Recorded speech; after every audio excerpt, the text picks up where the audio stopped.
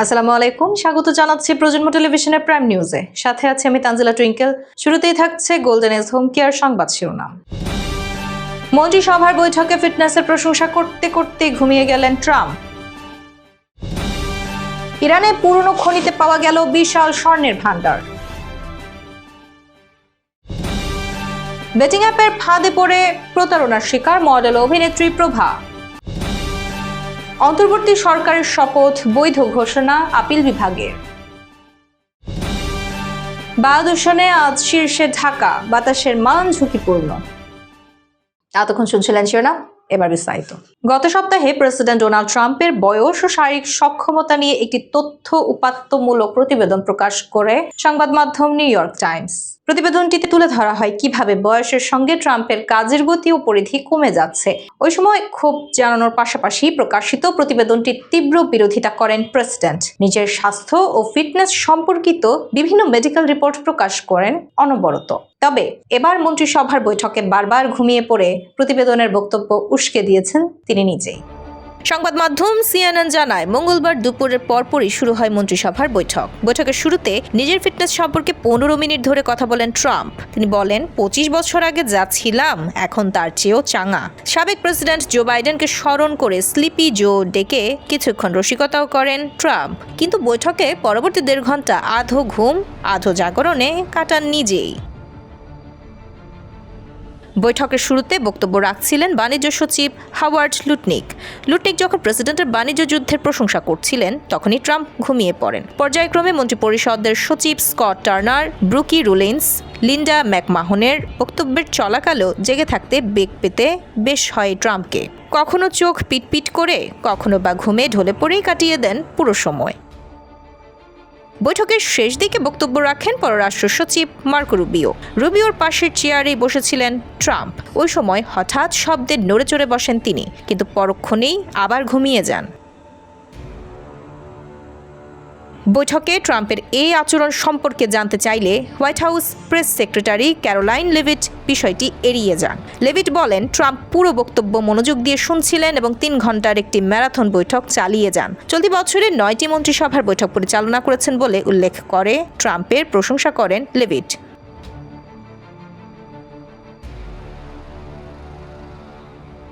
ইরানের পুরনো স্বর্ণের খনিতে বিশাল মজুদের সন্ধান মিলেছে। সোমবার স্থানীয় সূত্রে বরাতে মধ্যপ্রাচ্যের সংবাদ মাধ্যমগুলোতে এ তথ্য জানানো হয়। কুর্দিস্তান 24 ও ফোর্স নিউজের প্রতিবেদনে বলা হয়, ইরানের অন্যতম স্বর্ণ খনি সাদানের এই স্বর্ণের মজুদ পাওয়া গেছে।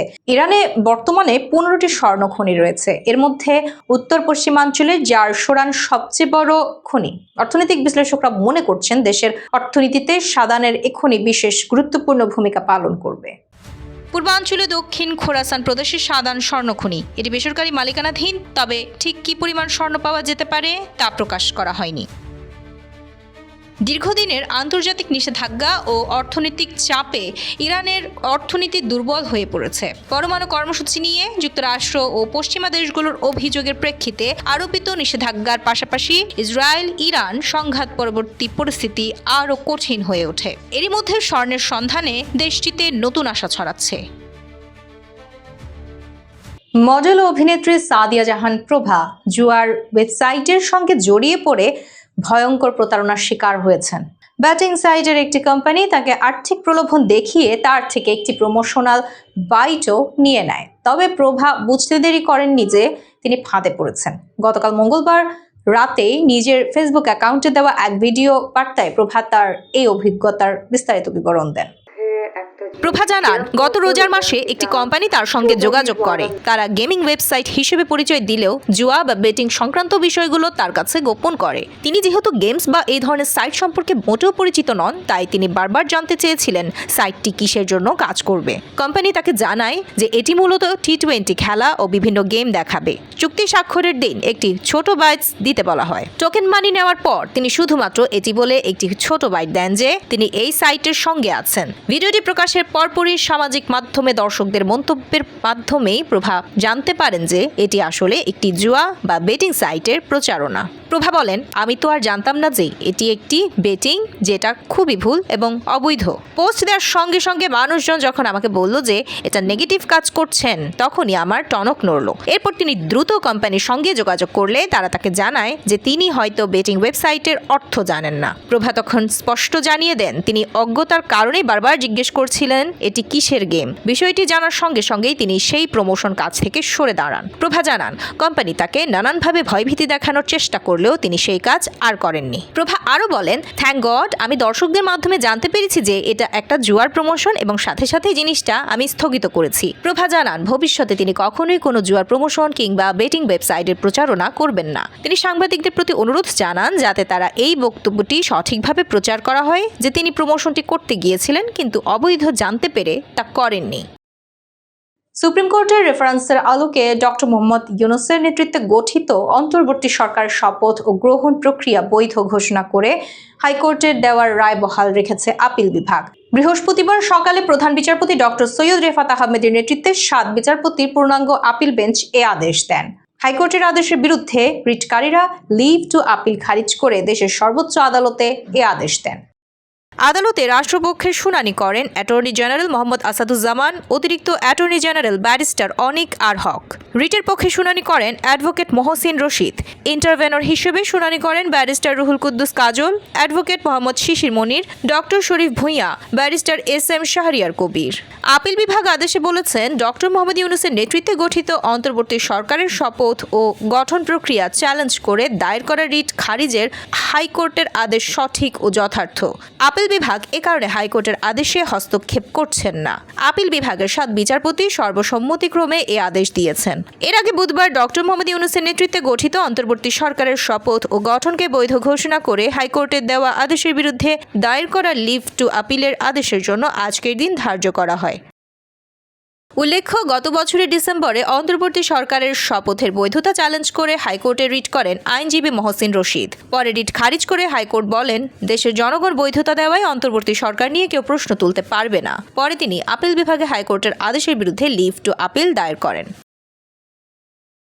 বায়ুদূষণে আজ বিশ্বের 126টি শহরের মধ্যে শীর্ষে রয়েছে বাংলাদেশের রাজধানী ঢাকা। এয়ার কোয়ালিটি ইন্ডেক্সে 302 স্কোর নিয়ে ঢাকার বাতাসের মান অত্যন্ত ঝুঁকিপূর্ণ অবস্থান পর্যায়ে রয়েছে। আজ সকাল 8টার দিকে সুইজারল্যান্ড ভিত্তিক প্রতিষ্ঠান IQ এয়ার প্রকাশিত বায়ু মান সূচক থেকে এ তথ্য জানানো হয়। পাশাপাশি এদিন দূষণের শীর্ষে থাকা ঢাকার 4 এলাকায় বাতাসের মান ঝুঁকিপূর্ণ পর্যায়েও রয়েছে বলে জানিয়েছে প্রতিষ্ঠানটি। দূষণের শীর্ষে থাকা ঢাকার 4 এলাকাগুলো হলো মিরপুরের দক্ষিণ পল্লবী ও ইস্টার্ন হাউজিং এলাকা, মাদানী সরণি বেজ এজড ওয়াটার এবং কল্যাণপুর। এছাড়া গুলশানের গ্রেস ইন্টারন্যাশনাল স্কুল ও পীরেরবাগ রেললাইন এলাকায় বাতাসের মান খুবই অস্বাস্থ্যকর পর্যায়ে রয়েছে। ঢাকার বায়ুদূষণের প্রধান উপাদান হলো বাতাসে অতি ক্ষুদ্র বস্তুকণা বা PM2.5 এর উপস্থিতি। আজ সকালে ঢাকার বাতাসে অতি ক্ষুদ্র বস্তুকণার পরিমাণ বিশ্ব স্বাস্থ্য সংস্থার মানদণ্ডের চেয়ে প্রায় 27 গুণের বেশি রয়েছে। আজ সকালে দেশের সবচেয়ে দূষিত বাতাস বিরাজ করছে সাভারে অবস্থিত জাহাঙ্গীরনগর বিশ্ববিদ্যালয় এলাকায়। সূচকে 300 পার করলেও যেখানে বাতাসের মান ঝুঁকিপূর্ণ বিবেচনা করা হয়, সেখানে জাহাঙ্গীরনগর বিশ্ববিদ্যালয় এলাকার স্কোর 412। এছাড়া দেশের আরেক বিভাগীয় শহর খুলনার বাতাসও ঝুঁকিপূর্ণ পর্যায়ে রয়েছে। এ শহরের AQI স্কোর 302। IQAR এর মানদণ্ড অনুযায়ী স্কোর 0 থেকে 50-এর মধ্যে থাকলে বায়ুর মান ভালো বলে বিবেচিত হয়। 51 থেকে 100 হলে মাঝারি বা সহনীয় ধরা হয় বায়ুর মান। সংবেদনশীল গোষ্ঠীর জন্য অস্বাস্থ্যকর হিসেবে বিবেচিত হয় 101 থেকে 150 স্কোর। 151 থেকে 200 পর্যন্ত অস্বাস্থ্যকর হিসেবে বিবেচিত হয়। স্কোর 201 থেকে 300 হলে খুবই অস্বাস্থ্যকর বলে বিবেচনা করা হয়। এছাড়া 301 এর বেশি হলে তা দুর্যোগপূর্ণ বলে বিবেচিত হয়। এবার ফিরছি বিনোদনের সংবাদ নিয়ে। দীর্ঘ 7 বছর ধরে সম্পর্কে ছিলেন দক্ষিণী সিনেমার জনপ্রিয় অভিনেত্রী রশ্মিকা মান্দানা ও অভিনেতা বিজয় দেবরাকোন্ডা। গোপনে তারা বাগদানও সেরে ফেলেছেন, কিন্তু এরপরও সম্পর্ক নিয়ে কোনো কথা বলেননি এই তারকা জুটি। যদিও এর আগে 2024 সালে দুজনই জানিয়েছিলেন তারা সিঙ্গেল নন, তবে কেউই নিজের সঙ্গীর নাম প্রকাশ করেনি। এদিকে সামাজিক মাধ্যমে গুঞ্জন ছড়িয়েছে গত 23 অক্টোবর হায়দ্রাবাদের বাড়িতে একদম ঘরোয়া পরিবেশে আনুষ্ঠানিকভাবে আংটি বদল করেছেন রশ্মিকা বিজয়। সোশ্যাল মিডিয়াতে এই দুজনকে ঘিরে একের পর এক গুজব ছড়িয়ে পড়ছে। তবে ব্যক্তিগত সম্পর্ক নিয়ে নানান ধরনের খবর প্রকাশিত হলেও এতদিন চুপ ছিলেন তারা। সম্প্রতি একটি গণমাধ্যমের এক সাক্ষাৎকারে প্রথমবার বিয়ে নিয়ে প্রশ্নের উত্তর দিলেন এই অভিনেত্রী। রশ্মিকা বলেন, সত্যি এবার স্বপ্নের মতো বছর কাটলো। ক্যারিয়ারের শুরু থেকেই আমি নানান ধরনের সিনেমায় বৈচিত্র্যময় চরিত্রে অভিনয় করতে চেয়েছি।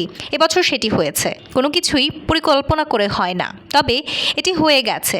বিয়ের পরিকল্পনার কথা স্বীকার করবেন নাকি গুজবে বলে উড়িয়ে দিবেন?